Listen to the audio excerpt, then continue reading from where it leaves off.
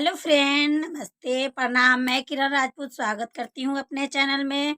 तो दोस्तों, एक बेटी का विवाह गीत लेके आई हूँ, और भी ललन वाला। आप लोग को जैसा भी लगेगा कमेंट में ज़रूर बताइएगा, और अच्छा लगे तो लाइक कमेंट शेयर कीजिएगा।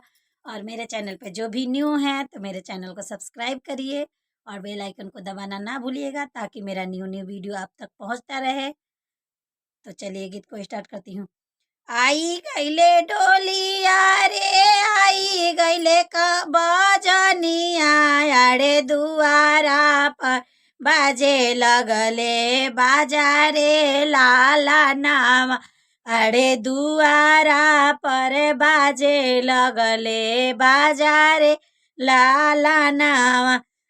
अपना रसोईया घर से निकलेली कौन बेटी, मम्मी से पूछे लगली बात रे लाना माया रे। मम्मी से पूछे लगली बात रे लाना के कराही आइले मम्मी डोलिया बजनिया, अरे के करा दुआरे बाजा बाजे रे लाला नावा।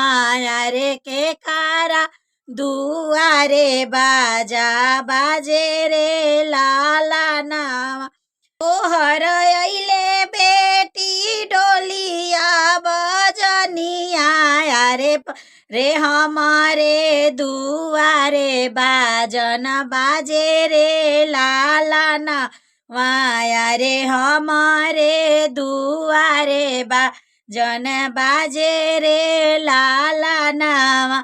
कवन कसूर हम कईनी ए मम्मी, अरे कर तारू पाना से दूर रे लाला नावा।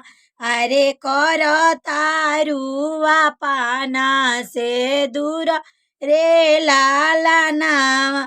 ई हवे बेटी रीतियारी वजावा, अरे बिगना के आगे मजबूर रे लाला नाम। अरे विधाना के आगे मजबूर रे लाला नाम।